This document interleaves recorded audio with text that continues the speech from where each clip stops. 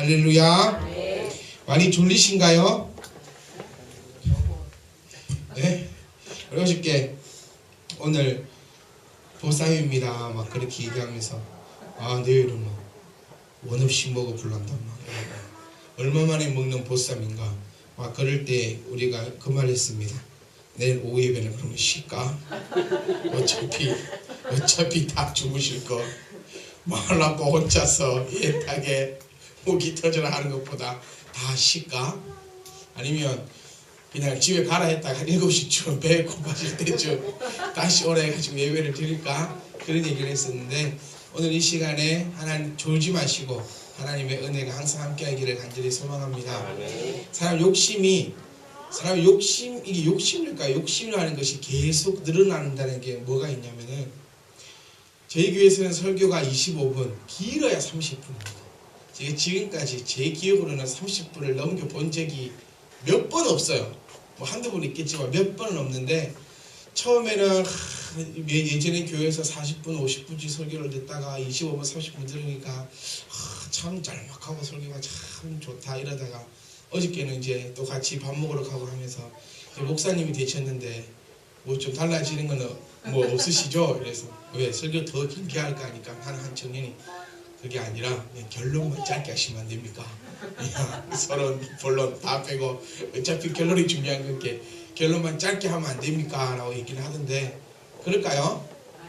아니죠? 이 좀 어차피 하나님 말씀 들으러 오셨고 하나님 말씀에 하나라도 더 듣고 가시려고 노력하시면 저도 어쨌든 간에 더 짧은 시간에 더 성도 여러분들이 더 하나님 말씀을 집중해서 한 자라도 놓치지 않도록 증거할 수 있도록 최선의 노력을 다 하겠습니다. 설교를 준비하다 보니까 예전에는 길게 하는 설교가 잘하는 설교인 줄 알았어요. 그리고 길게 할 수 있으니까 대단한 사람이다 스스로 생각을 했었는데 설교를 준비해보고 또 목회를 하면서 느낀 게 뭐냐면 설교는 짧게 준비하는 게 정말 어렵구나. 그러니까 그 짧으면서도 정말 하나님의 귀한 말씀이 살아 움직이게끔 선포하는 것이 정말로 어렵고 또 중요한 것이구나라는 것을 하루하루 가면서 또 느끼게 됩니다. 성도 여러분들께서도 저도 그렇게 하기 위해서 최선을 다할 테니까 앉아 계신 여러분들도 이 말씀을 준비하기 위해서 얼마나 몸부림치셨을까라는 그 생각을 해주시면서 하나님 말씀을 상호작용하여 들을 때에 하나님의 놀라운 역사가 일어날 줄 믿습니다. 저도 말씀을 준비할 때는 첫 번째는 하나님의 말씀이요. 두 번째는 여러분들을 생각할 수밖에 없습니다. 첫 번째는 하나님의 말씀을 어떻게 잘 전해드릴까? 두 번째는 어떻게 하면 앉아 계신 여러분들이 지겹지 않고 한 글자라도 놓치지 않고 따분하지 않고 안 졸고 어떻게 하면 하나님의 말씀을 들을 수 있을까? 그 고민만을 하면서 말씀을 준비합니다. 그럼 여러분들은 어떻게 하면 내가 안 자고 재미나게 말씀을 들어줄까? 그리고 어떻게 하면 저렇게 준비하신 저 마음을 내가 그래도 조금이라도 헤아려야 되겠다. 이런 서로가 서로를 위하는 마음을 가지고 있을 때에 우리 교회가 더욱더 아름다운 교회로 성장할 줄 믿습니다. 말씀을 준비하는 저도 됐든지 말든지 뭐 피곤하든지 말든지 들을 사람은 뭐 들으라 나쁜 걸로 뭐 긴 놈은 들으라 하면서 뭐 그냥 계속 주저리 하면 저는 더 편해요. 앉아 계신 분들도 니는 떠들어라 나는 잘난다 뭐 한 시간 자고 갈란다 이렇게 생각하면은 또 육체적으로는 편하지만 영적으로는 아무 의미가 없다는 사실을 꼭 기억하시면서 하나님 말씀 한 글자 한 글자 한마디 한마디에 신경을 쓰시고 또 신경을 쓸 수 있기를 간절히 소망합니다. 오늘 읽은 말씀은 제가 제일 좋아하는 말씀이고 또 저를 이 자리에 있게끔 해주신 하나님의 말씀입니다. 이사야서 43장 1절로 7절 말씀 더 나가면은 43장의 말씀을 정말 좋아하는데 저는 모태신앙이 아닙니다. 제가 언제부터 예수님을 믿었는지는 제 기억 속에는 정확하게 없어요.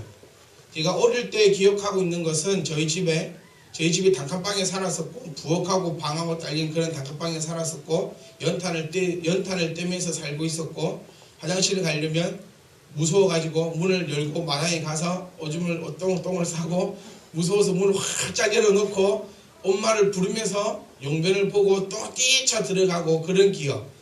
그 다음에 제 기억 속에는 저희 집에 들어가면 문 한 개 들고 들어가면 부엌이 있고 여기서 이렇게 드르륵 열면 또 들어가는 문이 있는데 그 문 위에 보면은 부적 3개가 이렇게 딱 붙어있던 기억이 있어요. 이렇게 산 모양으로 3개가 딱 붙어있던 기억이 있는데 어떻게 해서 제가 예수님을 믿게 됐는지는 정확하게 모릅니다. 그런데 제가 기억나는 것은 유치원 말고 성교원을 다니면서부터 우리 집이 교회라는 곳에 발을 내디뎠습니다. 그러면서 제가 기억하고 있는 것은 성교원에서 밥 먹을 때 기도하는 거. 날마다 우리에게 항상 그 기도하면서 밥 먹고. 그리고 제가 아직까지 기억하고 있는 것이 하나는 뭐냐면 저희 집에 붙어있던 이 3개의 부적을 제가 의자 3개를 놓고 제가 그것을 뗀 기억이 있어요. 왜 그걸 뗐는가 하니까 유치부 때 선생님이 하나님 말씀을 전해주실 때 집에 부적이 있거나 우상이 있거나 이러면 하나님이 절대로 안 기뻐하시고 절대로 복을 안 주신다 하셔서 초등학교 들어가기 전에 그것을 제가 의자를 몇 개 밟고 올라가서 부적을 떼고 그렇게 해서 어떻게 해서 저희 부모님이 교회를 가고 우리 집에 교회를 다니게 됐는지는 기억이 없습니다. 그러다 어느 날 보니까 엄마가 교회를 가시고 또 몇 년이 지난 후에는 아버지가 교회를 가시고 그러다가 몇 년 조금 더 시간 지나니까 모든 가족이 교회를 다니고 있었다는 거예요. 그것이 바로 뭐냐면 오늘 말씀에 말씀하신 것처럼 하나님께서 지명하여 주셨기 때문입니다. 저와 여러분들이 이곳에 앉아있는 이유는 주님께서 말씀하시는 것, 베드로야 너는 나를 누구라 생각하느냐, 주는 살아계신 하나님의 아들이십니다 라고 고백했을 때에 주님께서 그를 향해서 그것을 알게 한 자는 너의 혈육도 아니요 오직 하늘에 계신 아버지께로부터 난 믿음이다 라고 말씀하시는 것처럼 우리가 이곳에 앉아서 예배 드릴 수 있는 이유는 하나님께서 우리를 택하여 주셨기 때문입니다. 어디를 봐서 제가 예수님을 믿을 사람처럼 보입니까? 어디를 봐서 우리 조집사님이 지금 이 시간에 앉아서 예배 드릴 사람처럼 보입니까? 인간적 눈으로 보면 예배 드릴 사람처럼 안 보인다는 거예요. 놀아도 훨씬 더 잘 놀 수 있고 이 시간 예배 안 드리고 밖에 나가서 일을 하면 더 열심히 일을 할 수 있고 우리의 모든 상황과 여건을 본다 하더라도 하나님 앞에 예배 드리기에 족한 것이 하나도 없습니다. 저뿐만입니까? 여러분들도 마찬가지입니다. 여러분들의 가문이나 여러분들의 가정이나 여러분들의 한 사람 한 사람 성격과 생각과 모든 것을 내 스스로가 점검해봐도 내가 잘나서 이 시간 예배 드리고 있는 사람은 아무도 없다는 것입니다. 이 은혜가 하나님께서 나를 지명하여 하나님의 백성 삼아 주셨기 때문에 우리가 이곳에 예배 드리고 있는 것입니다. 그 사실을 믿고 좀 힘을 내고 좀 자랑할 수 있는 저와 여러분이 될 수 있기를 간절히 소망합니다. 그렇게 제가 교회를 다니다가 초등학교 때는 그냥 다녔어요. 아침 9시 예배였는데 8시에 일어나서 만화를 딱 한 편 보면 8시 52분 정도 딱 끝나면 제 집에서 교회까지 막 뛰어가면 2분 30초 안에 뛰어갔어요. 막 뛰어가가지고 아직도 기억납니다. 좀 지금 가보면 교회가 그리 크진 않는데 제가 어릴 때는 참 교회가 컸어요. 천장도 높고 그래서 맨 앞에 앉아가지고 지금 생각하면 너무 죄송한 게 전도사님이 앞에서 설교를 하실 때 또 항상 맨 앞에 앉았어요. 저는 맨 앞에 앉아가지고 손을 천장 위로 뻗어서 천장에다 그림 그리고 있는 거예요. 이렇게 모양 따라 전도사님 앞에서 설교를 하시고 찬양을 하고 하면 맨 앞에 뚱뚱한 게 앉아가지고 그리고 기도하자 하면 또 기도는 열나 잘했습니다. 아버지 기도하고 이제 마치고 나갈 때 간식 1개 주네 2개 주네 싸우고 또 어떤 때는 그 기억도 부활절이었는데 계란 저한테 2개 달랬는데 2개 안 줘가지고 계란 1개 들고 오면서 화가 나가지고 이 계란을 골목에다가 갖다가 버렸는데 집에 가는데 우리 엄마가 계란을 어떻게 했어요? 먹었는데요 하니까 빗자루를 들고 네가 먹기를 뭘 먹었냐고 주워오라고 찾아오라고 해가지고 또 그걸 찾으러 헤매러 다니고 그런 기억밖에 없습니다. 유치원부 때 그냥 다니던 기억. 간식 먹으러 친구 따라 그리고 맨날 가면은 연필 주고 공책 주고 수첩 주고 그렇게 해서 그냥 아무 생각 없이 그냥 오락가락 하면서도 참 머릿속에 있었던 것은 주일날 교회 가면 뭐한다? 복받는다. 그냥 그 생각 하나만으로 갔다는 거예요. 그래서 항상 어릴 때부터 기도했던 것이 이거 한 가지만 기도했습니다. 하나님 우리 집에도 복 주세요. 우리 집에도 복 주세요. 하나님 우리 집에도 복 주세요. 예수님 이름으로 기도합니다. 아멘. 또 교회 가면 하나님 우리 집에도 복 주세요. 예수님 이름으로 기도합니다. 아멘. 그때는 저희 아버지가 편찮으셨거든요. 그래서 가면 하나님 우리 집에도 복 주시고 우리 아빠 안 아프게 해주세요. 예수님 이름으로 기도합니다. 아멘. 항상 그 기도만 했던 그런 기억이 있습니다. 그리고 초등학교를 졸업하고 중학교에 올라가는 그 시점에 교회에서도 오랜만에 수련회를 했습니다. 제가 다니던 모교에도 목사님이 아주 개삭박식한 목사님이셨기 때문에 아주 고집도 세고, 제 어릴 기억은 그래요. 고집도 세고 막 목사님 말 한마디면 뭐 법이었고 뭐 어쩌고저쩌고 법도 없고 막 그랬었는데, 목사님이 못한다 했기 때문에 몇 년 동안 수련을 안 하다가 몇 년 만에 학생부 수련회를 시작했는데, 그 수련회를 제가 참석을 했다가 그곳에서 저는 처음으로 하나님을 만났습니다. 그곳에서 계속해서 하나님은 나와 함께 하셨고 내 옆에서 나를 지키시고 우리 집을 지명하셔서 하나님께서 분명히 반석 위에 올려주셨는데, 그것을 발견하고 있지 못하다가 그 시절에 하나님을 처음 만나게 되고 처음 발견하게 되고, 그때 제가 다짐했던 것이 하나님 저는 하나님의 종의 길을 걸어가겠습니다 라고 그때 다짐을 했습니다. 그때 나이가 13살 때였습니다.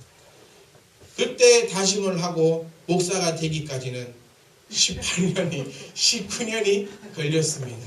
하면서 학교에서 공부를 하면서 대학을 가서 신학 공부를 하면서 참 기도 많이 했습니다. 하나님 저는 목사가 되고 싶은데 왜 이렇게 공부를 많이 해야 됩니까? 하나님 저는 하나님께 분명히 목사가 되고 싶다 했지 공부하고 싶다고는 기도 안 했는데 왜 이렇게 나를 힘들게 하십니까? 라는 기도도 많이 했지만, 어쨌든 하나님을 처음 만난 그 순간, 그리고 하나님께서 나를 지명하여 택하시고 내가 어디 있든지 간에 내가 무엇을 하든지 간에 내가 누구든지 간에 하나님께서 나를 지키신다는 그 음성을 따라 달려온 것이 바로 이 시간 여러분들과 함께 예배 드리고 있는 바로 이 모습입니다. 제가 중학교 때, 제가 초등학교 그때 내가 주님을 처음 만날 때에 가장 큰 은혜 받은 찬양이 하나 있습니다. 저는 날마다 기도하면서 이렇게 기도합니다. 하나님 13살 소년에게 다가오셨던 그 주님, 우리 교회 모든 성도님들이 그 주님을 만나게 하여 주시옵소서.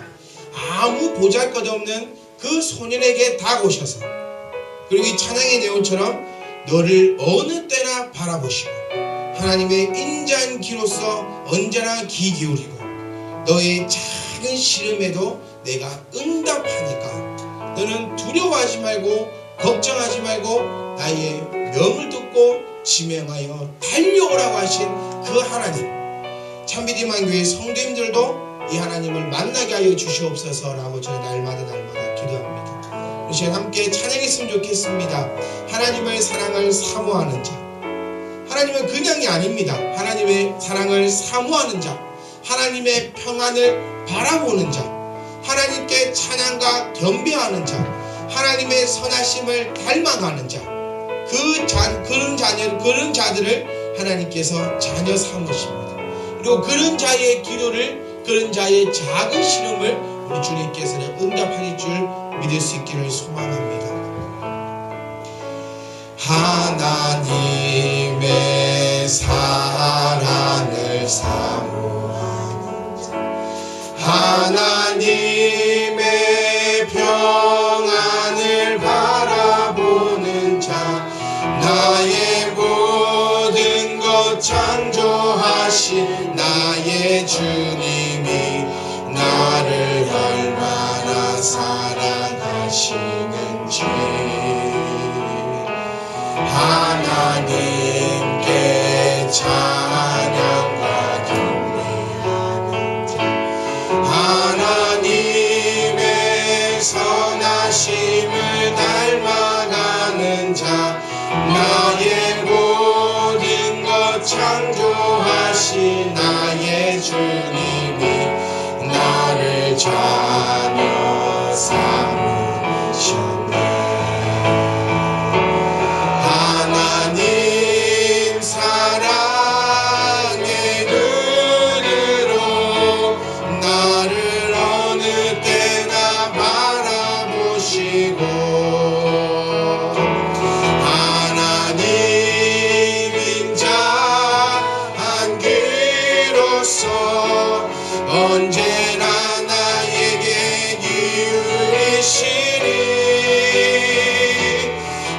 어두움에 밝은 빛을 비춰주시고 나의 작은 신음에도 응답하시리.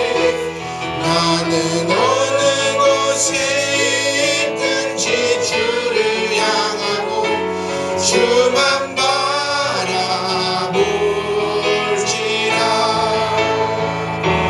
하나님 사랑의 눈으로 나를 어느 때나 바라보시고 하나님 인자한 귀로서 언제나 나에게 이유리시리. 어두움에 밝은 빛을 비춰주시고 나의 작은 신음에도 응답하시니 나는 어느 곳에 있든지 주를 향하고 주만 바라볼지라.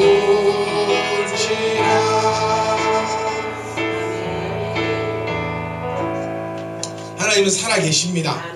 하나님은 살아계십니다. 그 증인이 바로 앞에 서 있는 저입니다. 저희 부모님한테는 죄송한 얘기지만 저희 부모님을 그냥 객관적으로 딱 보면 성공할 수가 없는 사람들입니다. 돈을 벌 수가 없는 사람들입니다. 왜냐하면 특별한 대학을 나온 지식층도 아닙니다. 그리고 기술을 배웠던 기술을 가지고 있는 기술자도 아닙니다.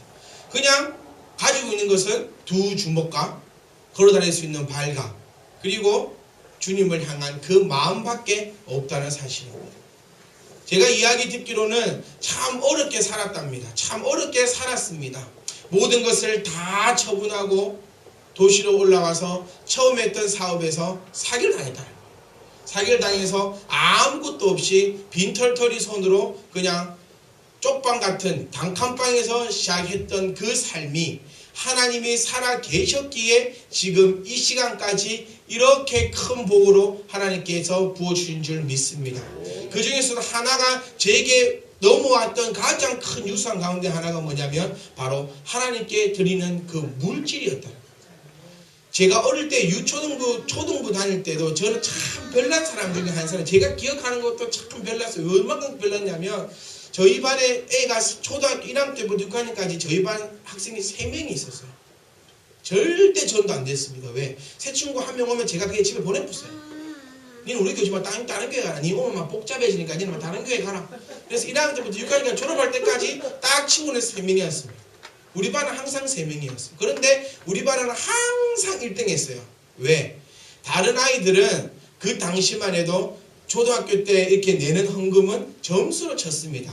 요즘에는 그러지 않는데 유초등부 주일학교에서는 헌금을 뭐 1원당 1점씩 해가지고 점수로 쳐가지고 항상 시작을 했었는데 다른 아이들은 50원, 100원 이런 헌금을 할 때 저희 엄마는 항상 저에게 1,000원을 줬어요. 그럼 그 1,000원을 딱 들고 헌금을 딱 하고 나면 다른 애들 50원에서 10명 와봤자 500원밖에 안 되는데 나는 1,000원을 내기 때문에 3명이 와도 1,100몇 원이에요. 그럼 우리 반이 항상 이겼습니다. 그리고 또 생각나는 것이 뭐냐면 저희 부모님 또한 교회에다가 헌물하고 하나님 앞에 헌금하는 것에 있어서는 한 번도 아까워한 적이 제 기억속상으로는 없습니다. 3만원, 4만원 처음에 아버지가 이렇게 일을 하시면서 벌어왔던 2만원, 3만원 그 돈을 예배드리면서 다 헌금하는 모습을 제가 아직도 기억하고 있다는 거예요. 그러면서 그때 하셨던 말씀이 뭐냐면 믿음이 있고 그런 게 아니라 뭐 저런 좋은 말 들었으면 뭐 이 정도 값은 안 되겠나 하시면서 헌금을 하는 모습이 제 눈에는 있습니다. 저희의 자녀들에게도 부모의 그런 모습이 기억되게 했으면 너무너무 좋겠습니다. 하나님은 절대로 하나님의 것을 위하여 헌신하는 자를 절대로 빈손으로 돌려 세우지 아니하신다는 것을 꼭 기억할 수 있기를 간절히 소망합니다. 그러면서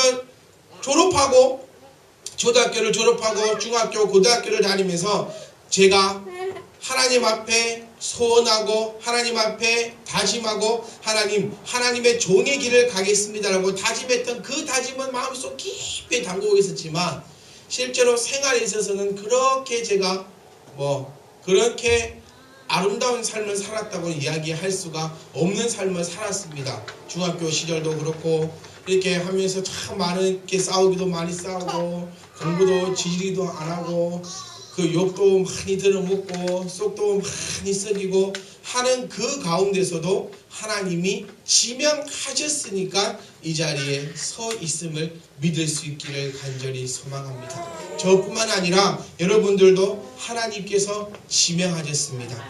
1절 말씀 보시면 야곱아 너를 창조하신 여호와께서 지금 말씀하시느니라 이스라엘아 너를 지으시니가 말씀하시느니라.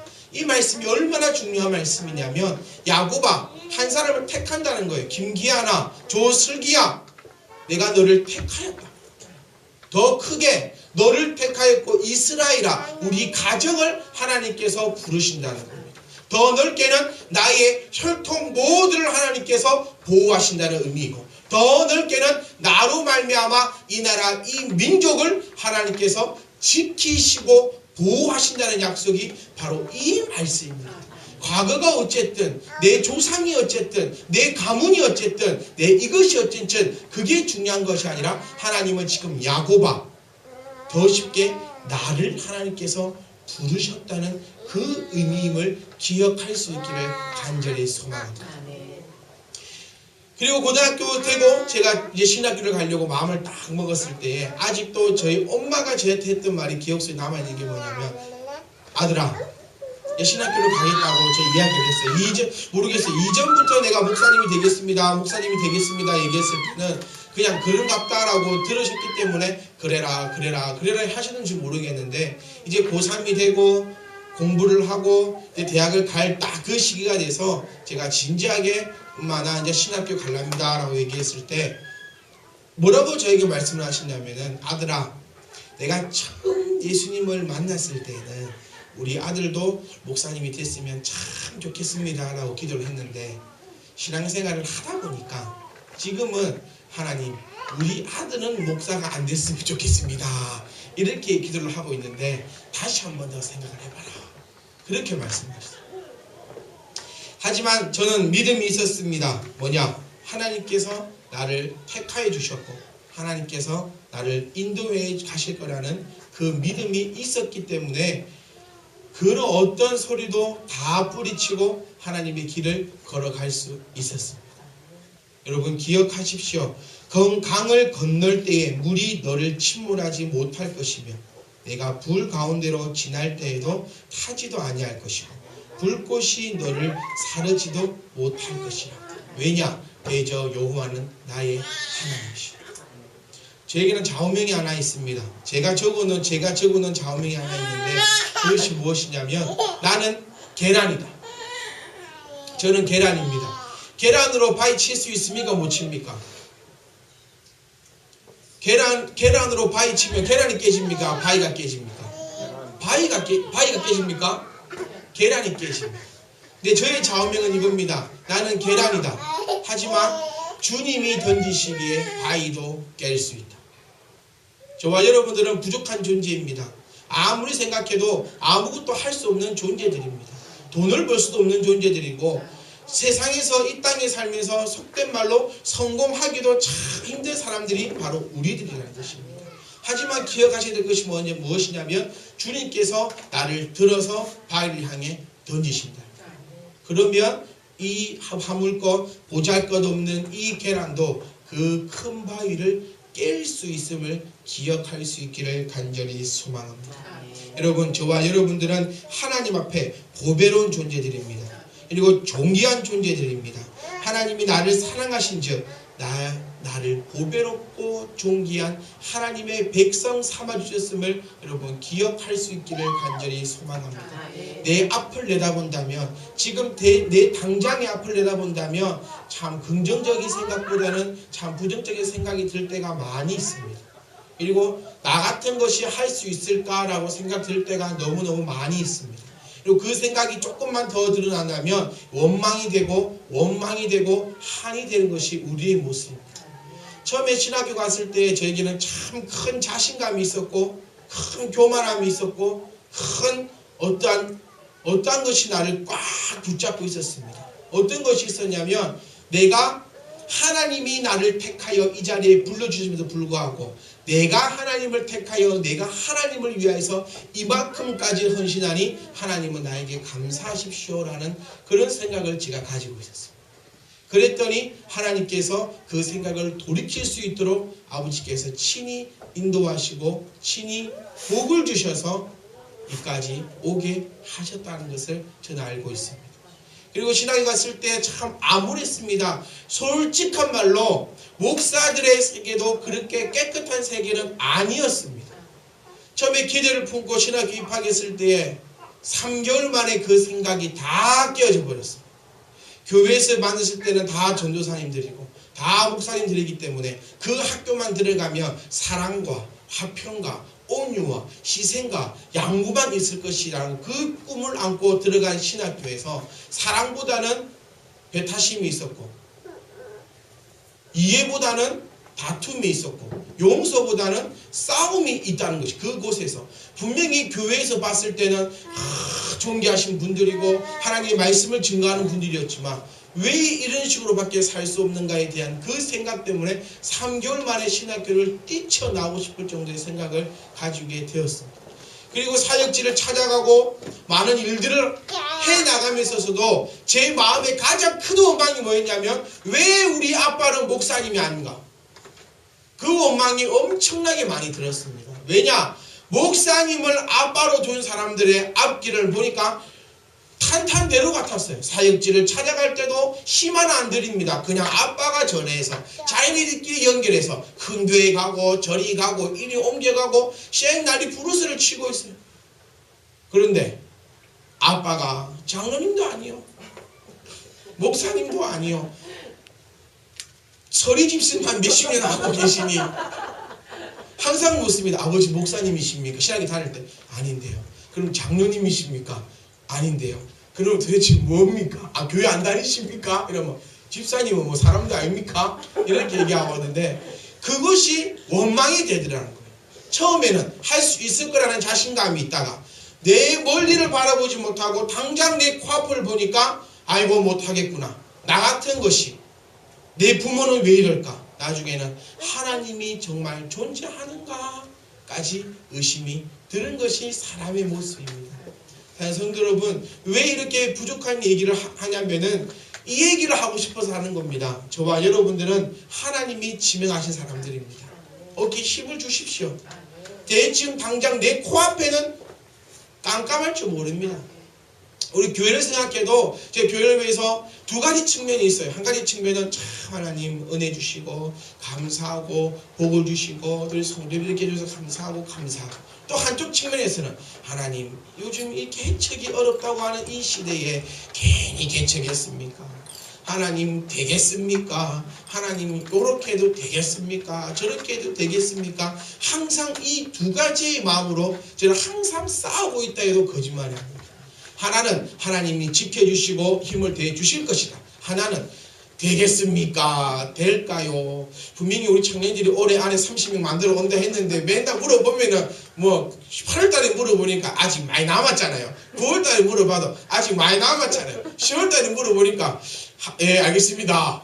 이러고만 있고 하나님 되겠습니까? 걱정입니다. 괜히 했을까요? 돌아보겠네요. 이런 생각이 들지만 그래도 중요하고 또 변함없는 사실은 하나님께서 우리를 지명하시고 이 자리까지 오게 하셨다는 겁니다. 두려워하지 말라. 내가 너와 함께하여 내 자손을 동쪽에서부터 오게 하며 서쪽에서부터 너를 모을 것이며 동쪽에서부터 자녀들이 와서 서쪽에서 모은다는 거예요. 북쪽에서부터 와가지고 남쪽에서 모은다는 겁니다. 동서남북 모든 곳에서 내 아들 딸들을 불러 모아서 가득가득 채워버리겠다는 말씀이 하나님께서 허락하신 그 약속입니다. 사랑하는 성도 여러분 가정 가운데 이러한 복이 있기를 간절히 소망하고 축원합니다. 그런 복이 있으시길 원합니다. 물질이 서쪽으로 들어와서 동쪽에서 모이고 건강이 남쪽에서 들어와서 북쪽에서 모이갖고 모든 것에 연합하여 모든 것에 아름다운 선을 행해 나갈 수 있는 저와 여러분이 될 수 있기를 간절히 소망하고 반드시 그렇게 될 것입니다. 두려워하지 마십시오. 왜냐? 하나님의 이름을 위해서라도 하나님은 우리로 하여금 모든 것에 뛰어나게 하실 것입니다. 여러분 나아가서 하나님 이름을 외치십시오. 하나님을 증거하십시오. 왜? 내가 하나님의 자녀임을 증거하면 하나님의 이름이 더럽히실까 싶어서도 하나님께서 우리를 붙잡아 주시고 복을 주십니다. 나가서 내 아버지의 이름을 당당히 외치십시오. 그러면 아버지께서 자기의 이름 욕먹을까 싶어서 아들들에게 복을 주시겠다고 약속하시는 말씀이 바로 이 후반절 말씀입니다. 내 이름으로 불러지는 모든 자, 곧 내가 내 영광을 위하여 창조한 자들이라는 거예요. 내 이름으로 불려지는 모든 자. 노은지가 아니라 하나님의 딸 노은지라고 불려져야 된다. 믿으십니까? 이다운이가 아니라 하나님의 딸 이다운으로 불려지는 자. 그러면 하나님께서 내 이름 때문이라도 너희를 영광스럽게 하겠다고 약속하신 말씀이 바로 7절 말씀입니다. 내 이름으로 불려지는 모든 자, 곧 내가 내 영광을 위하여 창조한 자를 오게 하라. 그를 내가 지었고 그를 내가 만들었느니라. 믿을 수 있기를 간절히 소망합니다. 참빛 희망교회를 하나님께서 세우셨습니다. 여러분의 가정을 하나님께서 세우셨습니다. 그러면 하나님께서 이것을 지켜주실 것입니다. 그럼 우리가 해야 될 일은 한 개밖에 없습니다. 하나님의 이름을 나타내십시오. 하나님의 이름으로 불려질 수 있기를 간절히 소망합니다. 아기를 놓으면 자기 이름이 없어진답니다. 옛날에는 박혜경이었는데 요즘에는 뭐라 부릅니까? 하람이 엄마입니다. 하람이 엄마. 좀 양심 있는 사람은 하람이 하준이 엄마지 박혜경이라 부르지 않는다. 하람이 엄마, 하준이 엄마 이렇게 부른다. 옛날에는 그냥 혼자서 조슬기였고 그런데 요즘에는 하람이 아빠가 된다. 하나님도 이렇게 불리시기를 바란다. 여러분의 이름이 하나님으로부터 불려지시고 하나님이 만드셨으니까 하나님이 책임지신다는 그 믿음을 가지시고 나갈 수 있기를 간절히 소망합니다. 나의 것 생각하지 마세요. 나의 능력 생각하지 마시고 나의 행동 생각하지 마시고 나의 가문, 나의 가정, 나의 모든 것 아무것도 생각하지 마십시오. 기억하실 것은 하나입니다. 나는 개난입니다. 나는 연약합니다. 어쨌든지 나는 연약합니다. 어땠는지가 많이 배우든 돈이 있든 건강하든 잘생겼든 뭐 어쩌고 하든지 간에 나는 연약합니다. 하지만 그 연약한 계란을 우리 주님이 드셨습니다. 게임 끝났다. 게임 끝났습니다. 우리가 돌멩이 잡아서 던져봤자 골리앗 못 잡습니다. 하지만 하나님이 돌멩이 잡아서 던졌기 때문에 다윗이 골리앗 잡았다. 하나님이 잡아 던지시기 때문에 우리 앞에는 이제 승리의 삶밖에 없는 줄 바로 깨달으시고 두려움 없이 나가시사 날마다 승리의 삶을 살아갈 수 있기를 간절히 소망합니다. 여러분 마지막으로 기억하십시오. 우리는 택함 받은 백성입니다. 내가 하나님을 따라간 것이 아니라 하나님 나를 지명하셨습니다. 그리고 하나님이 나를 하나님의 이름 때문이라도 하나님께서는 나를 잘 되게 해주십니다. 그러면 우리는 나와서 하나님의 이름을 불러야 됩니다. 하나님이 나를 가만히 둘 수 없게끔 가서 이름을 불러 외치십시오. 나는 하나님의 아들입니다. 나는 하나님의 자녀입니다. 나는 하나님의 딸입니다. 무엇을 하든지 간에 하나님의 이름을 외치십시오. 그러면 나의 하나님이 나의 뒤치락거리를 분명히 해주실 것입니다. 기도하겠습니다. 하나님 감사합니다.